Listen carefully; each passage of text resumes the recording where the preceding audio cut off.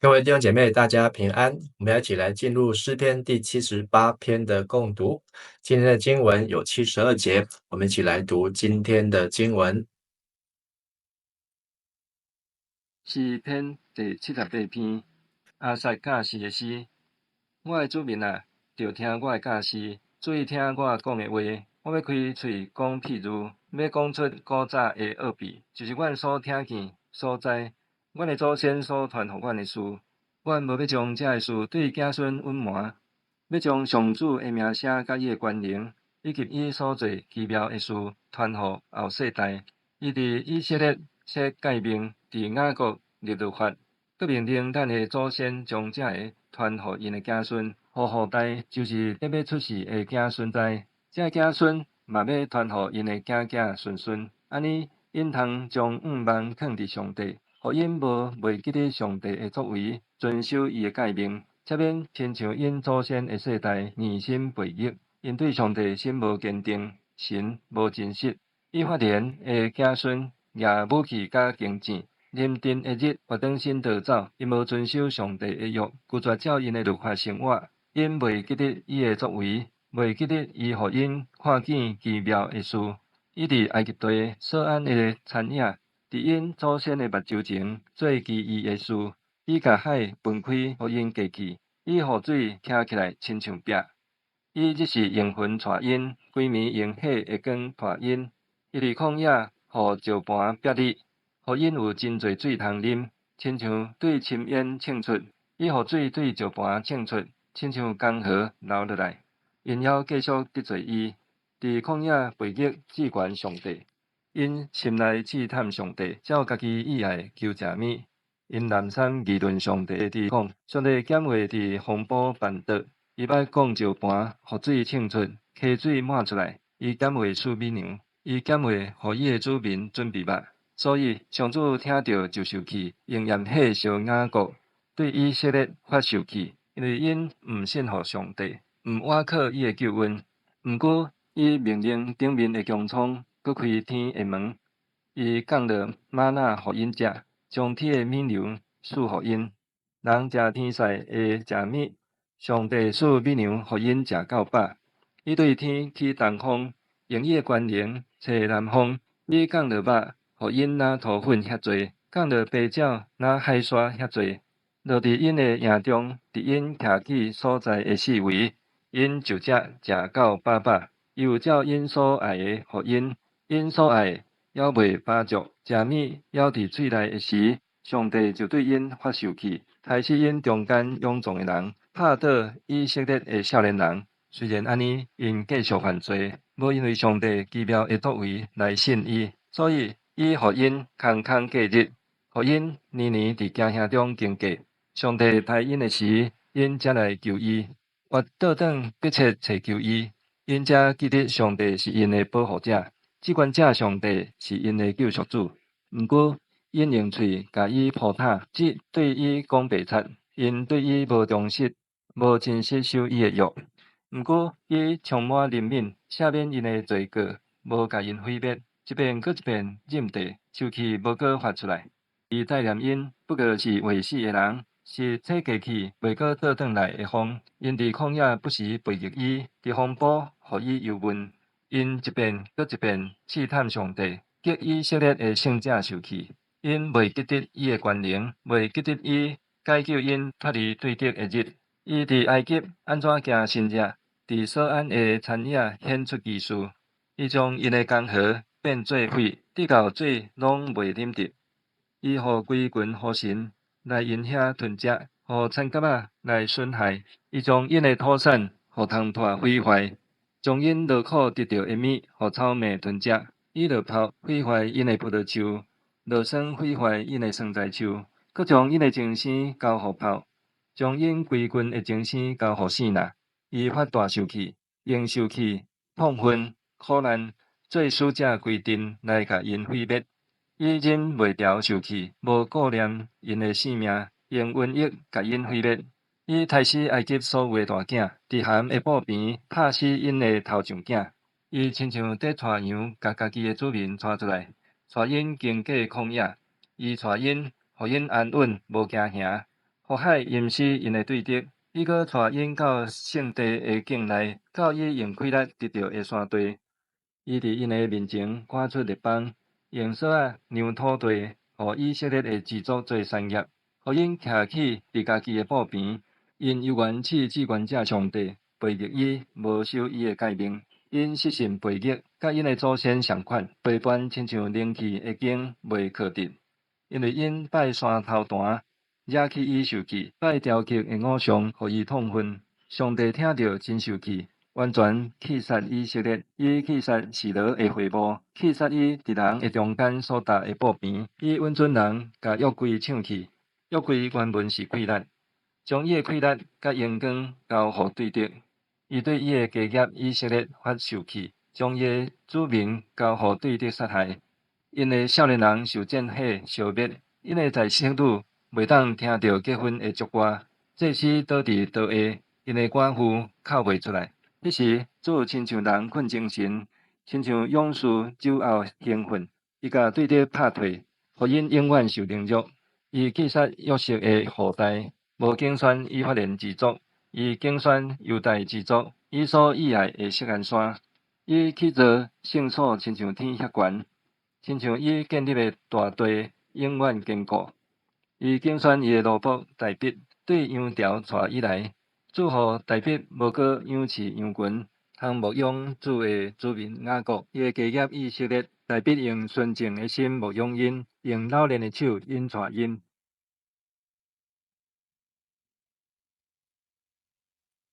我们今天读的这首诗篇78篇是亚萨的训诲诗。这首诗好的背景可能是在撒母耳记下的第6章，在约柜回京，就是回到耶路撒冷的时候，或是在南北朝分立的时候。那这首诗篇78篇所涵盖的历史，也是一个咏史诗，借由诗歌来咏叹过去以色列的历史。可以追溯到出埃及，一直到大卫建立王朝，所以大约将近500年的历史。除了78篇，这首诗和诗篇105篇、106篇，那都是咏史诗。那这一首诗篇78篇，我们可以分成7个段落来看。第一个段落是1节到8节，1到8节讲到要呼吁上帝的子民百姓。要以上帝的历史为鉴，就是在历史所做的事情，要将神的事传下去。所以我的子民啊，要侧耳听我的训诲，竖起耳朵听我口中的言语。我要开口说比喻，我要解开古时的谜语，是我们所听见、所知道，我们的祖宗告诉我们的。我们不要向子孙隐瞒这些事，而要将耶和华的美德和他的能力，并他所行的奇事，述说给后代听。他在雅各中立法度，在以色列中设律法。他吩咐我们的祖宗要传给子孙，使将要生的后代子孙可以晓得，他们也要起来告诉他们的子孙，好让他们仰望神，不忘记神的作为，为遵守他的命令。所以第一段是在呼吁上帝的百姓，好透过古时候上帝的作为，让后代的子孙能够记得。但是第二段呢，9到11节，好讲到了以法莲他们背约不守律法。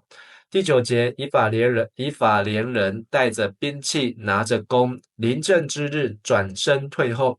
他们不照神的约，不肯照他的律法行，又忘记他的作为和他所彰显的奇事。所以以法莲在进入这个约书亚要进入迦南地的时候，没有和约书亚同心，没有和约书亚征战到底哦。所以约书亚说我和我家必定侍奉耶和华。那所以因为没有以历史为鉴，所以就没有勇往直前。而再来是第3段，从12节一直到31节，这里讲到了上帝用神机骑士带领以色列人，但以色列人最后还是背叛，而背叛也带来上帝的处罚。他在埃及地，在所安田，在他们祖宗眼前施行奇事。他把海水分开，使他们过去，又叫水立起如垒。他白日用云彩，中夜用火光引导他们。他在旷野使磐石裂开，多多地给他们水喝，如从深渊而出。他使水从磐石涌出，叫水如江河下流。他们却仍旧得罪他，在干旱之地悖逆至高者。他们心中试探神，随自己所欲的求食物，并且妄论神说：神岂能在旷野摆设筵席吗？他虽曾击打磐石，使水涌出，如江河泛滥，他还能赐粮食吗？还能为他的百姓预备吃的肉吗？所以耶和华听见就发怒，有烈火向雅各点燃，有怒气向以色列上腾，因为他们不信服神，不依赖他的拯救。然而他却吩咐天空，又敞开天上的门，降玛纳像雨给他们吃，将天上的粮食赐给他们。个人就吃大能者的食物。他赐下粮食，使他们饱足。他令东风吹在天空，用能力引来南风。他降肉像雨，多如尘土；降飞鸟，多如海沙，落在他自己的营中，在他帐幕的四周围。他们吃了，而且饱足，这样就随了他们所欲的。但在他们满足食欲以前，食物还在他们口中的时候，神的怒气就向他们上腾，杀了他们当中肥壮的人，打倒以色列的青年。所以这一段让我们看到是民数记11章到20章的记载，还有出埃及记16章到17章。好，大概是在主前1100主前12世纪到主前第2世纪。好，这里讲到了埃及地，讲到了埃及那时候的首都索安，所以这是一个从索安到我们后面看到一路到锡安的过程，好，一个路程。而上帝用神迹带领他们，他们最后不相信，好，上帝还是让他们经历到神迹，但是他们还是背叛，以至于在他们满足食欲的时候，食物还在口中的时候，神的怒气就向他们来上腾，把他们当中的肥壮的人以青年都打倒了。接下来是第四段，第四段是从32节到39节。在这一段讲到，经过上帝处罚之后，以色列人他并没有用心来顺服神，只有用嘴巴来顺服神。好，这一段的记载，好，也是从民数记第14章可以来看到。虽是这样，他们仍旧犯罪，不信他奇妙的作为，因此他使他们的日子全归虚空，叫他们的年岁尽属惊恐。他杀他们的时候，他们才求问他，回心转意，切切地寻求神。他们追念神是他们的磐石，至高的神是他们的救赎主。他们却用口谄媚他，用舌向他说谎。他们的心向他不坚定，不忠于他的约。但他有怜悯，赦免他们的罪孽，没有灭绝他们，而且屡次撤销他的怒气，不发尽他的愤怒。他想念他们不过是血肉之躯，是一阵去而不返的风。所以我们看见这些百姓没有学到教训，他们以为只要嘴巴来满足上帝、顺服上帝就好，但是却没有从心里面真的是不见棺材不掉泪。好，只有到上帝真的把他们逼到绝路，要来杀他们的时候，他们才回心转意。而每一次的回心转意，好，他们也求上帝怜悯，上帝还是对他们动了怜悯之心。好，所以这一段让我们看到就是士师记，好，士师记当中这些的士师和上帝的子民，好，那不断的犯罪然后上帝就管教，管教之后他们就呼求神，呼求神之后他们就得救，得救之后呢又开始循环犯罪、管教、呼求、得救、犯罪、管教、呼求、得救。好，而这样在士师记当中一共有7次的循环。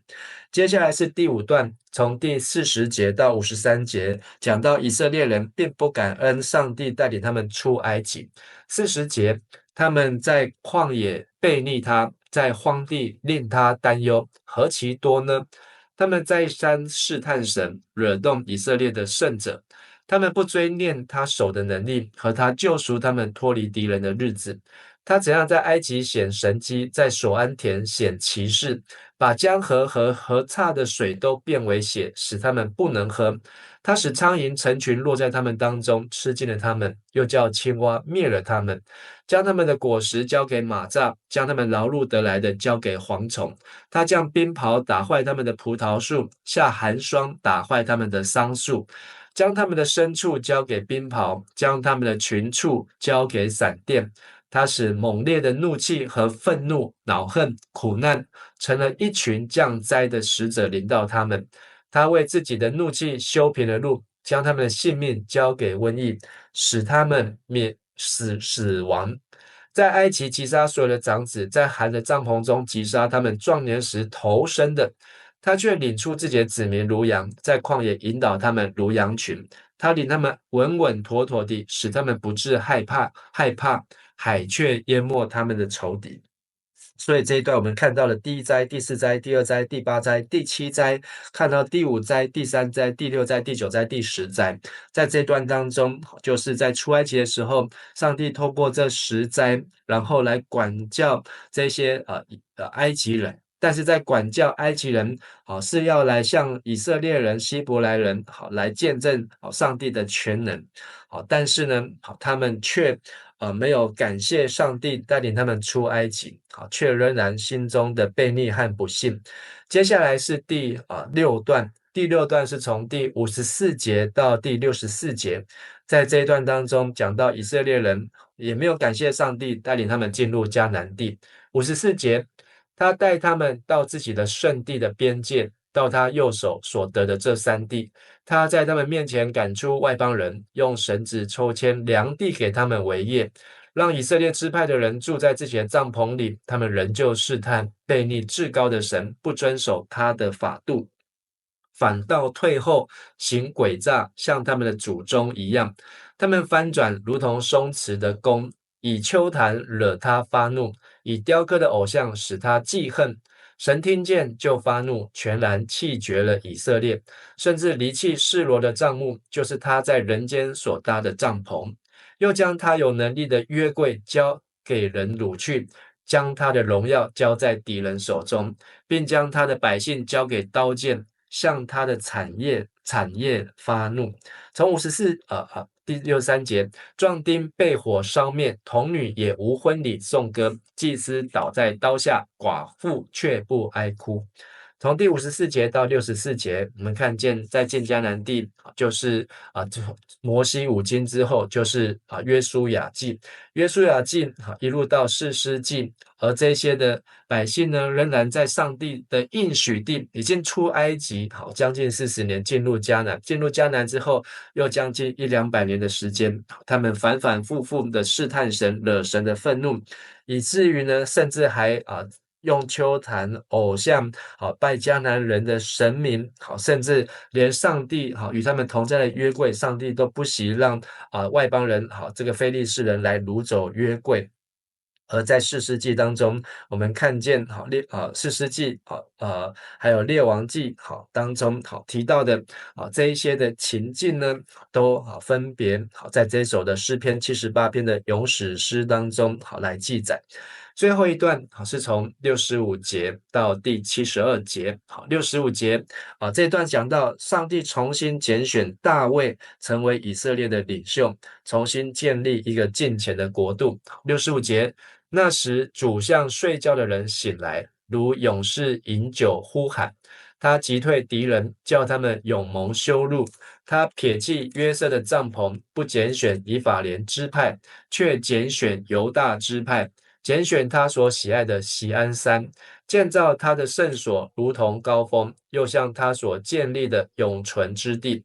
他拣选他的仆人大卫，从羊圈中将他召来，叫他不再牧放那些母羊，而要牧养自己的百姓雅各和自己的产业以色列。于是他以纯正的心牧养他们，用巧妙的手引导他们。那最后这一段，我们知道，上帝好像睡觉一样，其实上帝当然不可能是睡觉。这跟诗篇第73篇的第20节也是一样，人睡醒了怎样看梦，主啊，你醒了也必照样轻看他们的影像。而上帝呢，好像这个时候在这士师将近士师记从进迦南到这个扫罗当王到大卫兴起这一段时间呢，将近快要400年的时间而这段时间上帝好像没有很明显强烈的作为，但是一直到大卫上帝终于定了他的心意。而且呢，让大卫呢，起来打倒这个巨人歌利亚，而他撇弃了约瑟的帐篷，不拣选以法莲支派。约瑟我们知道从创世纪，约瑟是受祝福的。但到约书亚记，跟着约书亚，以法莲是受祝福的。但是呢，一直到进入了士师记，到进入了这个撒母耳记，发现上帝并没有拣选这一些人眼中看为高大的，上帝却拣选那眼中看为卑微的，那就是大卫。但是呢，上帝却兴起大卫，因为大卫有一个不一样的心智大卫有一个专心爱主的心，所以大卫从牧养这些的羊群，到牧养上帝的百姓，来管理上帝的产业，整个以色列。好，那今天这个金句72节，所以大卫以纯正的心牧养他们，用巧妙的手引导他们。这一首咏史诗，那虽然长，但是非常的顺畅。透过今天的共读，让我们看见上帝的作为，不论是以色列人的历史，或是台湾的历史，或是世界的历史，各国的历史，我们都可以看见上帝动工的痕迹，也让我们能够来看重上帝的每一件作为，也能够来寻求上帝的心意，也能够如同大卫被上帝所看重，因为用一个纯正的心来牧养上帝的子民，用巧妙的手来带领上帝的百姓能够归向神。我们今天共读到这边，我们一起来祷告。亲爱的阿爸父神，我们感谢你，从以色列人今天所读的将近500年的历史当中，看见许多的百姓愚昧无知，没有从历史当中学到教训。而这首诗记载在这里，也是要让我们再一次来警惕，也让我们知道我们要见古知今。从以色列人也知道我们今日的基督徒的命运要如何怎样成为亚伯拉罕的后裔，要如何能够得到神你所应许那永远的迦南美地，也求神帮助我们，让我们能够效法大卫，能够以纯正的心来牧养上帝的百姓，也能够用巧妙的手来带领上帝的子民带领还没有信主的亲人、家人或是朋友，能够来归向主，让上帝的名被高举。愿上帝的祝福能够世世代代永远传承。我们这样子祷告祈求，奉靠主耶稣基督的名求，阿们。谢谢大家，大家平安。